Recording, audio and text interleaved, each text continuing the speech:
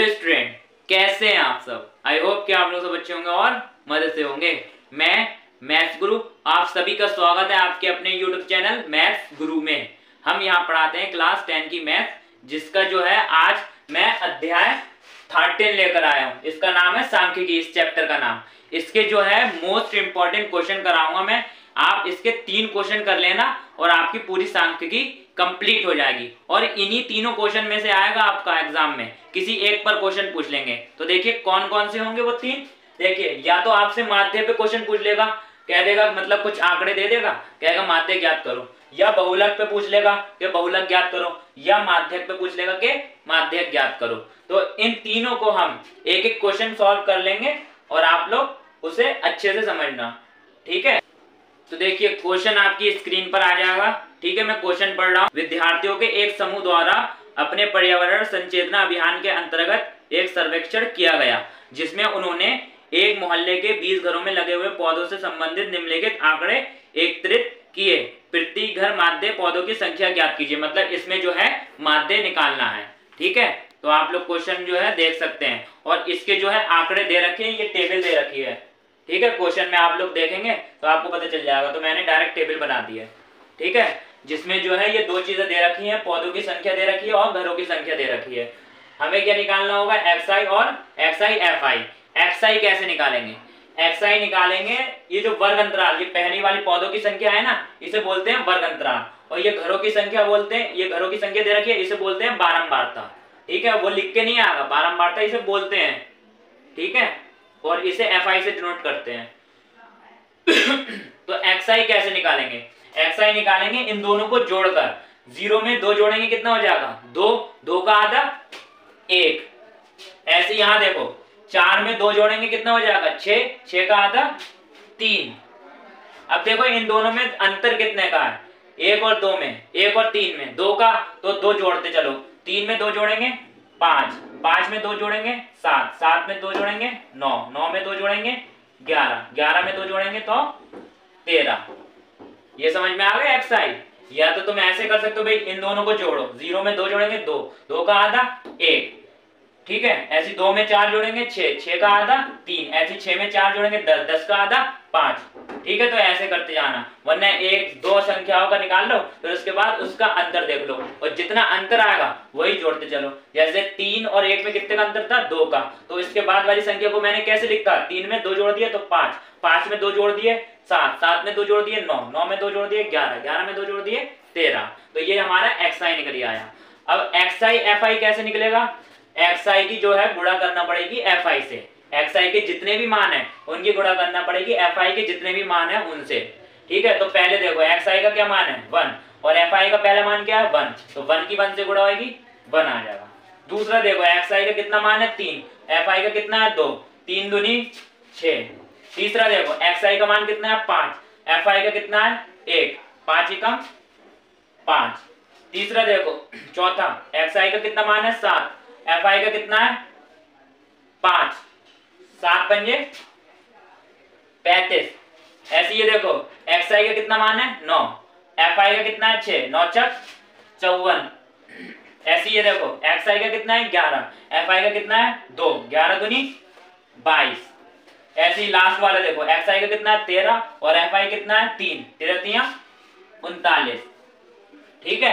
अब माध्य निकालने का क्या फॉर्मूला होता है, माध्य को डिनोट करते हैं x बार से।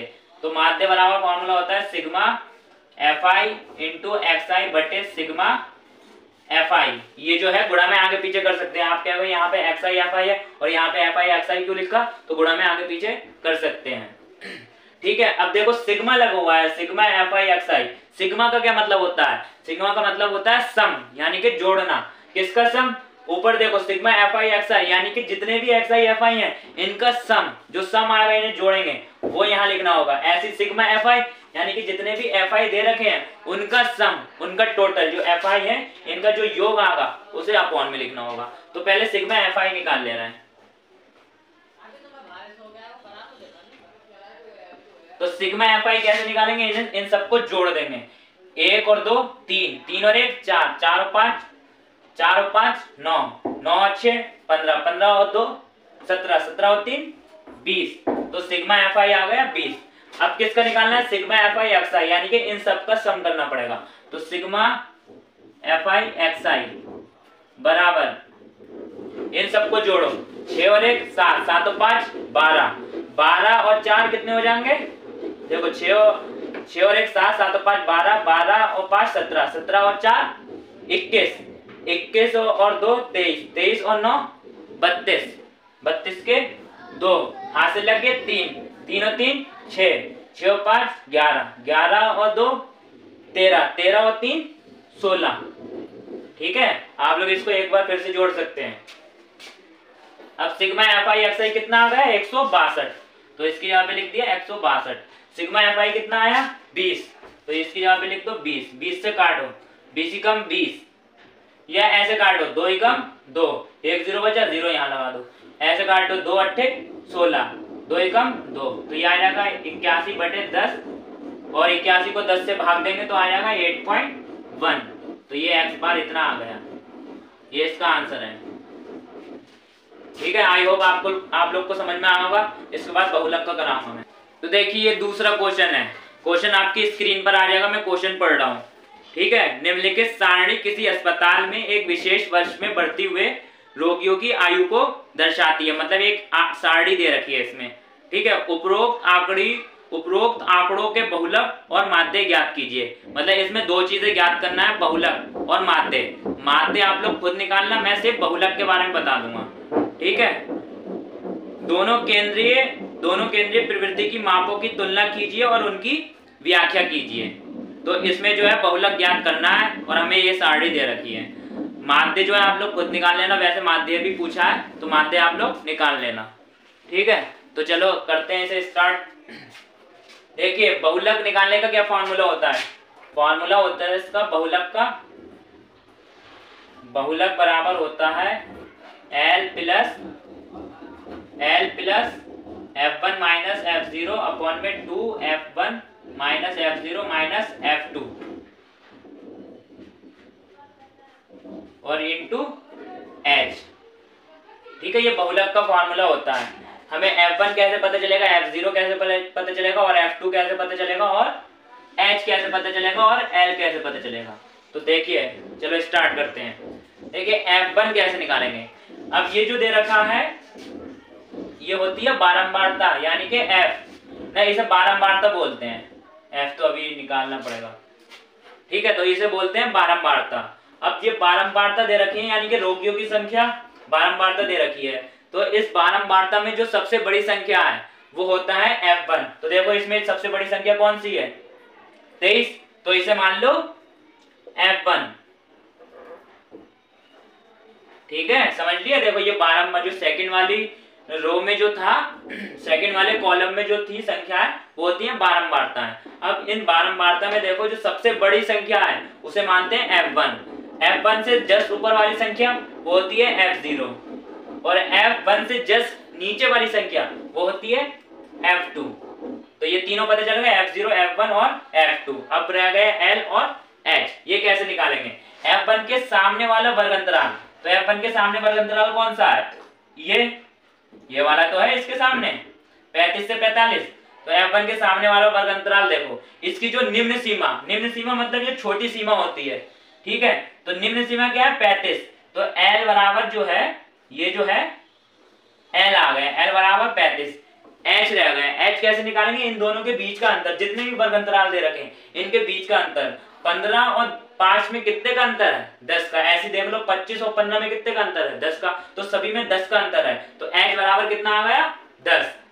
तो H बराबर यहाँ लिख दो 10। तो मैं देखो सब चीजें पता चल गई, F1 पता चल गया, F2 पता चल गया, F0, L पता चल गया और H पता चल गया। अब ये सब चीजें इस फॉर्मूले में पुट कर दो। आप लोग जो है इसे एक बार करके लिख देना, मतलब F1 बराबर इतना दे रखा है, F0 21, F2 14, आप लोग इसे लिख लेना। ठीक है, मैं डायरेक्ट कर दे रही हूँ। L देखो, L कितना निकल के आया 35, तो L की जगह पे रख दो 35 प्लस F1 कितना है 23, तो F1 की जगह पे 23 माइनस F0 कितना है 21, F0 की जगह पे 21 बटे 2 F1 कितना 23 तो इसके यहाँ पे 23 माइनस F0, F0 कितना है 21, तो इसके यहाँ पे 21 माइनस F2, F2 कितना है 14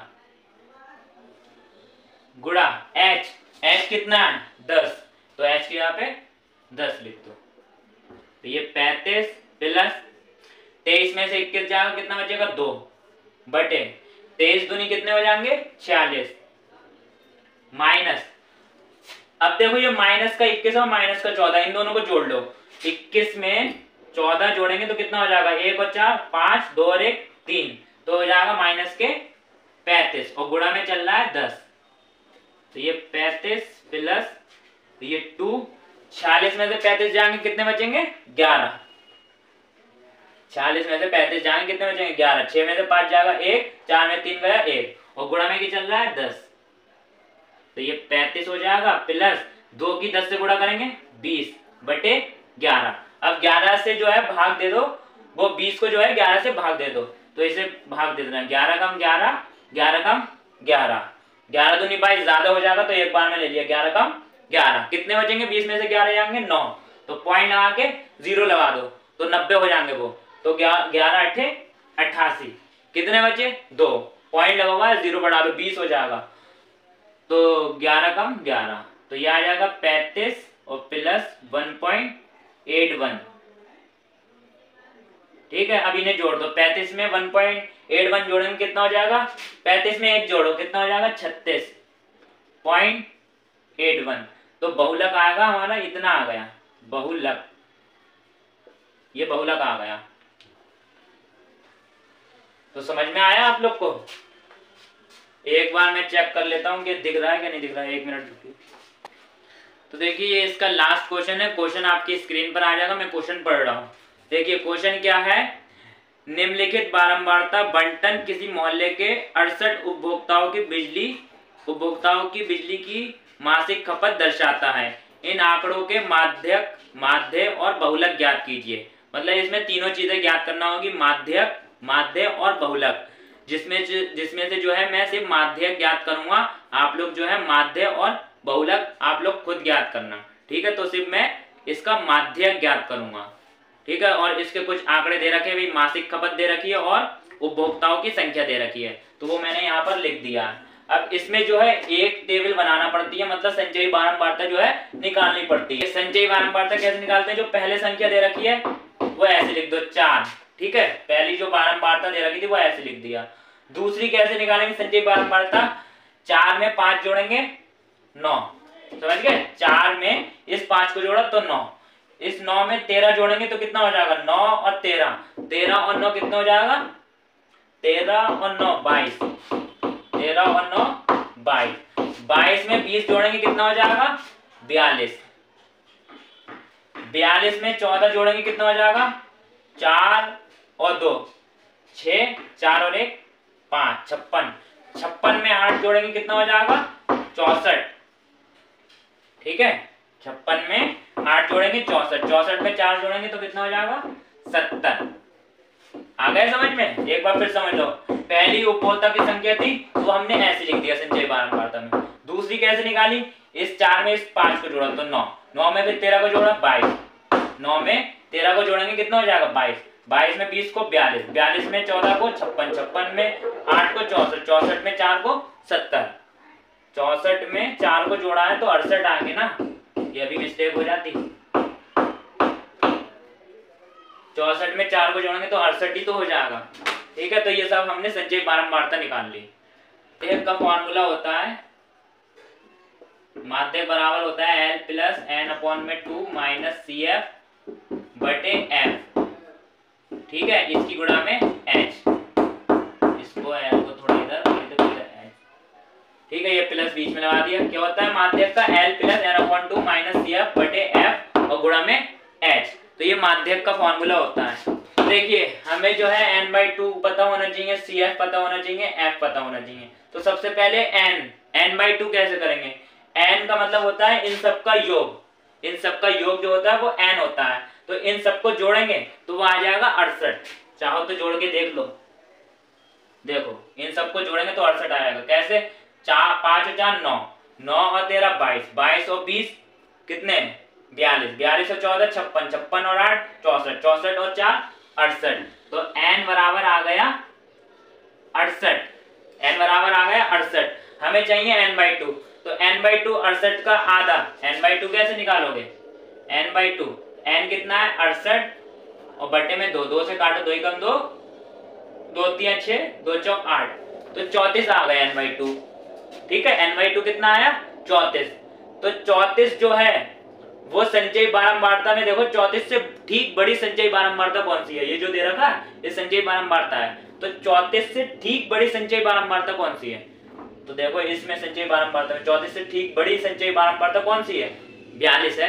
तो इसको जो है लॉक कर दो, इस वाली लाइन को, ये जो लाइन आ रही इसे लॉक कर दो। ठीक है, ये हमने लॉक कर दिया। अब इस संख्या के सामने जो 34 से ठीक बड़ी संचयी बारंबारता थी वो क्या थी, 42। अब इसके सामने वाली बारंबारता देखो, इसके सामने वाली बारंबारता क्या है 20, तो ये हो जाएगा f। ठीक है, इसके सामने वाली बारंबारता देखी तो वो क्या हो जाएगा f। अब इसी के सामने वाला वर्ग अंतराल देखो, वर्ग अंतराल इसके सामने क्या है 125 से 145, तो ये जो इसकी निम्न सीमा होगी मतलब निचली सीमा वो क्या आ जाएगा L, L बराबर आ जाएगा कितना 125। हमें भाई F पता चल गया, L पता चल गया, H कैसे निकालेंगे, इनके बीच का अंतर, तो इनके बीच का अंतर कितना है भाई 20 का, इनके बीच का अंतर कितने का है 20 का, तो H बराबर आ गया 20। अब क्या रह गया CF, तो CF कैसे निकलेगा, ये 42 था, इससे जस्ट ऊपर वाली संचयी बारंबारता, तो वो होता है CF। तो CF ये आ गया तुम्हारा कितना 22, और n/2 तो पता है 34 आया। ठीक है, सब चीजें पता चल गई। अब इन सब चीजों की वैल्यू इस फॉर्मूले में पुट कर देंगे तो इससे माध्यक निकल आएगा। देखो भाई L कितना है 125, तो L की यहाँ पे 125 प्लस n/2 कितना आया था 34, तो n/2 की जगह पे 34 माइनस CF कितना आया 22 बटे F कितना है 20, और इसकी गुणा में क्या चल रहा है H कितना आया भाई 20, H भी 20 है। ठीक है, H इधर लिख दिया, आप लोग देख लेना। तो ये 125 प्लस 34 में से 22 घटाना है, तो 4 में से 2 जाएंगे 2 बचे, 3 में से 2 जाएगा 1 बटे 20, और गुणा में क्या चल रहा है 20, ये वाले 20 से ये 20 कैंसिल, तो ये हो जाएगा 125 प्लस 12, इन दोनों को जोड़ दो, 5 और 2 7, 2 और 1 3, और 1 का 1 ऐसी, तो माध्यक बराबर आ गया भाई इतना 137। तो माध्यक बराबर लिख दो, माध्यक बराबर 137 आ गया, ये इसका आंसर है। आई होप कि आप लोग को सब समझ में आया होगा। आप लोग जो है इन तीनों क्वेश्चन की अच्छे से बहुत ज्यादा से ज्यादा प्रैक्टिस कर लेना, इसी मेथड पे क्वेश्चन आएगा, इन तीनों में से एक क्वेश्चन जरूर आएगा, तो आप लोग इसकी अच्छे से प्रैक्टिस करना और मन लगा के पढ़ाई करें। ठीक है, तो वीडियो पसंद आए तो प्लीज लाइक करें, और जो भी चैनल पे नया आए तो प्लीज चैनल को सब्सक्राइब करें। तो जब तक के लिए बाय।